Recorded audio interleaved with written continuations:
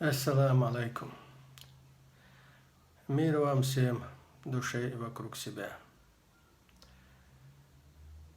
Сегодня я попытаюсь рассказать вам интересные вещи из того, что, в принципе, волнует любого здравомыслящего человека. С того момента, когда человек начинает осознавать себя способным на созидание, он начинает раздумывать об исходных условиях. Что такое исходные условия для любого человека, начиная от древнего мира, кончая современным?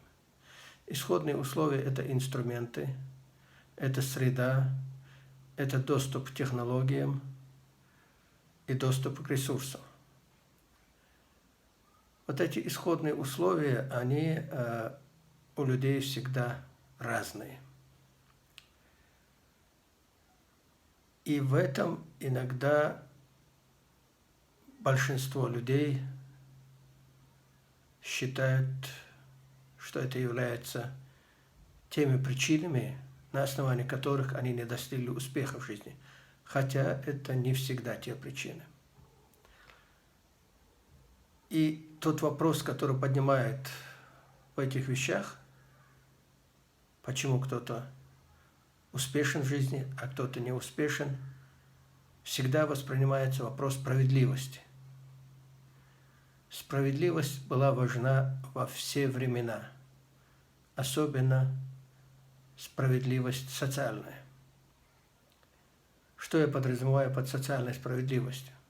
Как я и говорил в наличии, как говорится, чтобы на забеге были стартовые условия одинаковые. Но кому-то даже при наличии этих стартовых условий не хочется бежать. Кто-то хочет быть первым и самым успешным, а кому-то хватает и второго, и третьего места. Жизнь – это не забег. И в жизни никто тебе гимн на пьедестале не поет. Жизнь – это череда успехов, череда провалов и череда затишья. Конечно, может показаться, что мои мысли по этому поводу не совсем соответствуют общей концепции канала, но в канале Discovery Чечения так и было написано. Разговоры с людьми. Но пока я буду с вами разговаривать, я думаю, что по этой теме я найду много интересных людей, у которых есть интересные мысли, и мы с вами можем послушать их и обсудить. Но сперва обозначим темы, которые я надеюсь с вами обсуждать после просмотра этих роликов. Первое – это доступ к ресурсам. То есть доступ к ресурсам для всех одинаковый. Второе – это при том, что есть доступ к ресурсам, ограничение успеха. Что я подразумеваю под ограничением успеха? В какой-то период времени, когда люди выходят на первое место по доходам, по ресурсам, по возможности, в любом случае это первое место накладывает на них очень серьезные обязательства перед теми, кто на старте. Вот тут вступает извечный вопрос. А справедливо ли, что он первый, а я последний? Можно на это ответить по-другому. Хочешь быть первым, работай, учись, будь терпеливым и достигнешь успеха. Есть старая поговорка. На Западе она означает «родился серебряная ложка во рту». Это тоже не снимается с повестки дня. Недавно я видел исследование одного социолога, который рассказывал про эксперимент. приглашали две пары молодых людей и давали им стартовые условия для игры, чтобы они достигли успеха в бизнесе. Но в самом начале разыгрывали, кто будет слева играть, а кто справа. Дело в том, что у того, кто играет слева, было преимущество. Каждый его шаг увеличился вдвое. Ну, естественно, кто-то в розыгрыше оказывается слева, кто-то справа.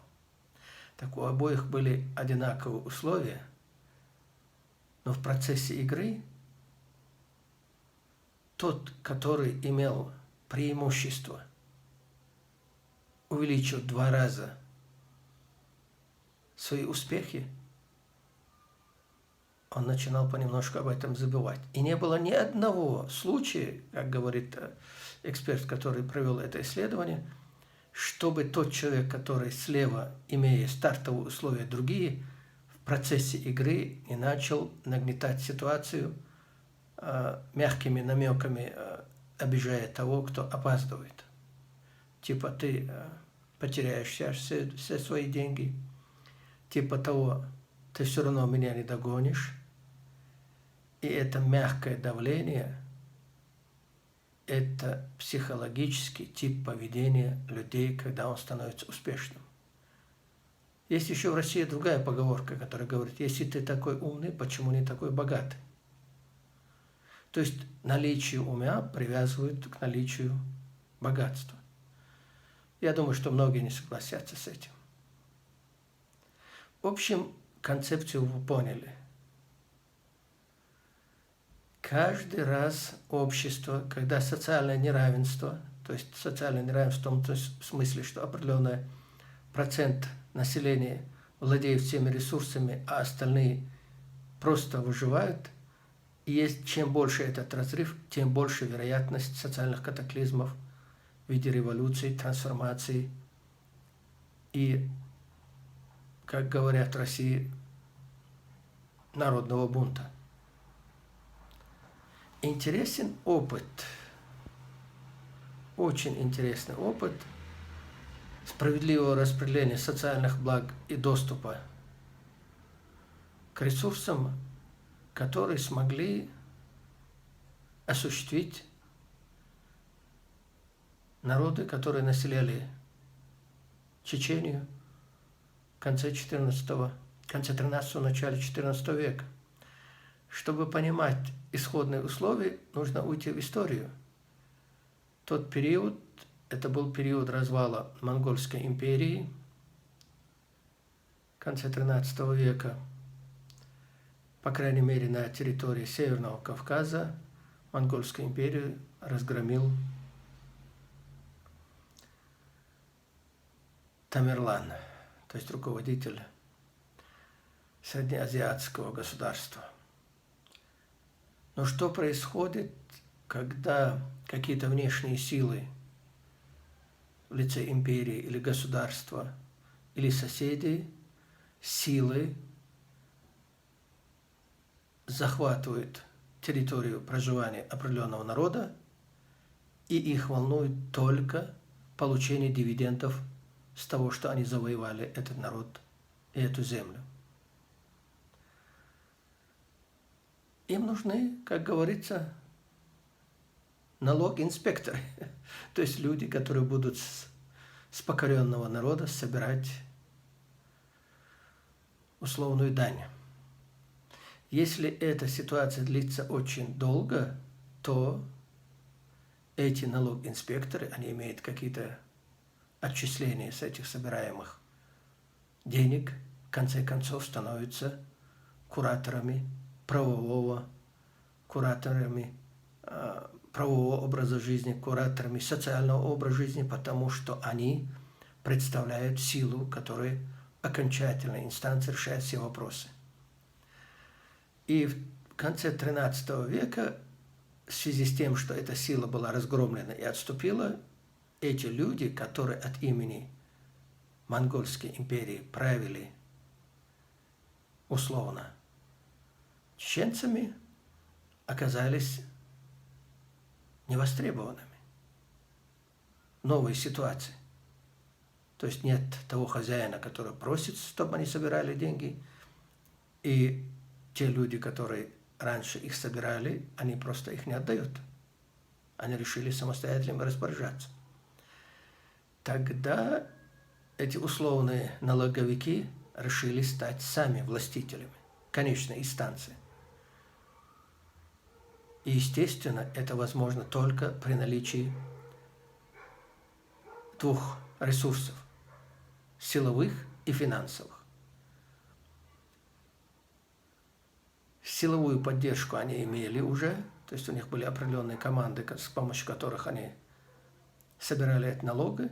Финансы они имели, и им нужно было просто распространить свое влияние при помощи этих двух ресурсов. Но основной источник доходов в XIII-XIV веке – это торговля и сельское хозяйство. Сельское хозяйство и выращивание продуктов был основным ресурсом. И, естественно, они захотели оставить в своем владении всю землю, с которых они собирали налоги, и которая им приносила косвенные доходы. Получилась очень интересная вещь. Обычно при социальных катаклизмах в виде революции или восстания или других способов изменения социального устройства или освобождения от оков, как говорится, другого народа, то люди выбирают то же самое, что и было раньше. То есть среди этого народа формируется элита, которая те же технологии управления, те же способы социальной коммуникации налаживают с этим же народом. И в этом случае в Чечне это не сработало. В Чечне это вопрос для историков, исследователей. Получился очень интересный эксперимент. Появилась группа молодых людей, которые на волне противостояния ставленникам империи сказали, что мы устроим социальную справедливость. И, естественно, основным лозунгом этого движения была «Земля наша», потому что это был основной ресурс. Длилось это недолго, несколько крупных сражений, и партия ставленников бывшей империи, она проиграла.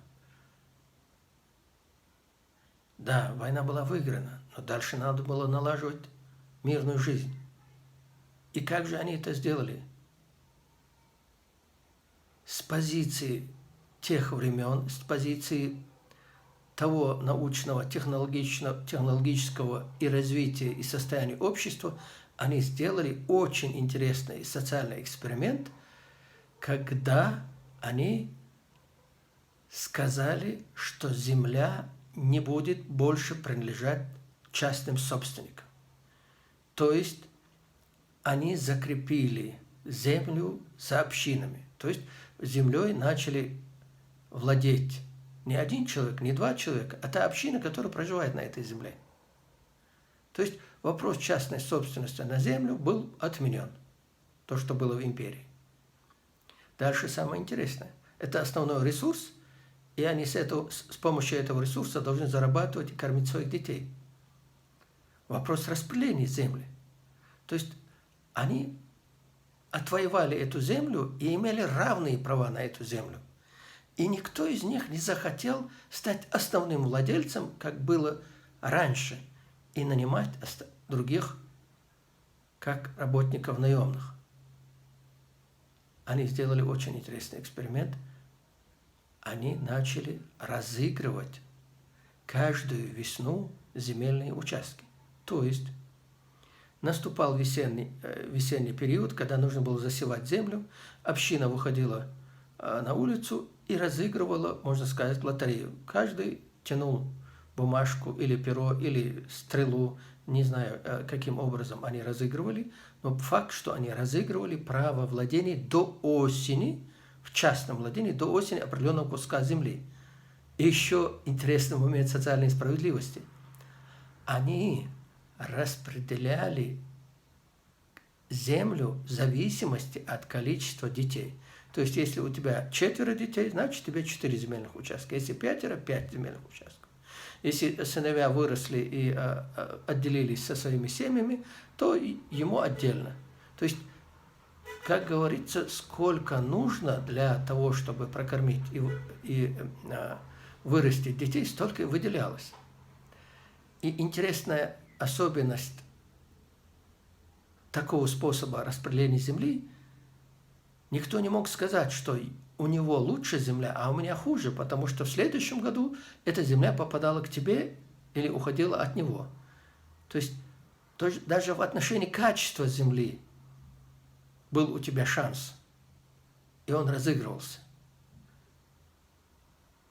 То есть, как говорится, это была лотерея, и каждый свою серебряную ложку получал каждую весну. Но мы понимаем, что есть люди, которые не хотят больших доходов по складу характера или не мотивированы. Естественно, кто-то обрабатывал землю, а кто-то же и соседу тот же выигранный в свою лотерею участок отдавал в аренду, субаренду, и эту весну он просто где-то прохлаждался. А тот, который обрабатывал их больше, то есть беря в аренду у соседей, естественно, начинал больше зарабатывать. И всегда были торговцы. Эти торговцы тоже, перевозя разные товары в разные места, имея свою маржу, имели возможность, чем больше они стараются, чем больше они работают, тем больше зарабатывают. Помня империю, помня свои предыдущие истории, чеченцы ограничили этих людей в том, чтобы они не могли, накопив ресурсы, опять захотеть стать собственниками. Потому что при накоплении ресурсов появляется силовая поддержка, которую они кормят, и тогда с помощью силовой поддержки и давлением, и манипуляциями, опять же, можно стать основным владельцем земли. То есть, грубо говоря, чеченцы тогда ввели прогрессивный налог. Что такое прогрессивный налог? То есть, если у тебя больше получалось в течение какого-то времени денег, чем у соседа, то община тебе предлагала эти излишки распределить не между людьми, а на инфраструктуру общины, на дороги, на водопроводы и другие надобности этой общины. Это было и благородно, и это одновременно забирало излишки у слишком обеспеченных людей, чтобы потом в перспективе они не могли с помощью этих денег уже властвовать на этой территории. Вот такой интересный способ закрепления равных исходных условий придумали чеченцы в XIV веке. Вторым лозунгом этой трансформации, который приводил к тому, что чеченцы забирали излишки доходов очень богатых людей, было истребление всех князей, их детей, их родственников и тех, кто поддерживает эту партию. То есть князей в том смысле, кто претендует на княжество от лица бывшей империи. И понимая, что наличие денег приводит к этому сословию, чеченцы ограничили и закрыли вообще доступ для всех, кто в перспективе захотел бы стать властителем. Но, естественно, всегда есть недовольные. Я это зарабатывал, почему я должен кому-то отдавать, а я не буду отдавать?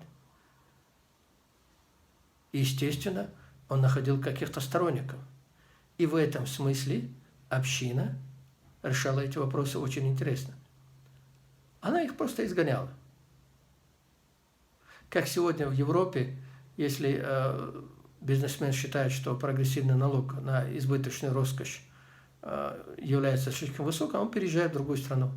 Так и из чеченского общества эти люди уходили. Таким образом, от неисправимых мы избавлялись. Вот такая интересная история социальной справедливости и равного доступа любого чеченца на территории тогда Чечении, чтобы они могли стартовать в равных условиях, а дальше уже все зависит от твоей мотивации, от твоей заряженности. Это был интересный эксперимент в XIV веке.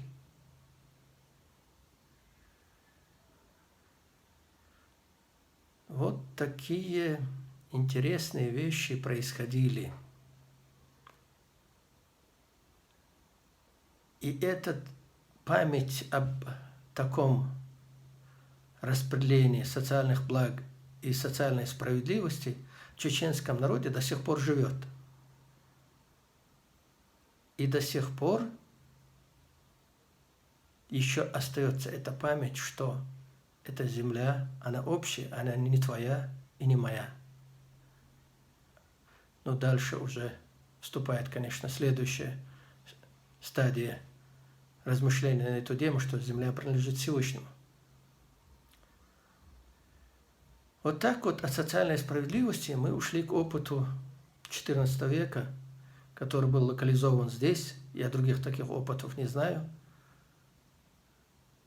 Чтобы исходные условия были одинаковые, и чтобы не было возможности с помощью силового, финансового, сперва финансового, потом силового подтягиваться, перераспределять социальные блага в какой-то общине или в каком-то государстве или народе. Я думаю, на сегодня остановимся на этом, и в следующий раз мы с вами поговорим о судебной реформе, которую эти же ребята в Чеченской Республике провели в те времена. И самое интересное, они разработали институт судопроизводства, который, вы не поверите, делал невыгодным взяточничество и несправедливые судебные приговоры. Об этом мы поговорим с вами в следующий раз. Ассаламу алейкум. Мира вам в душе и вокруг себя. Вся хвала Всевышнему. Алхамдулиллах.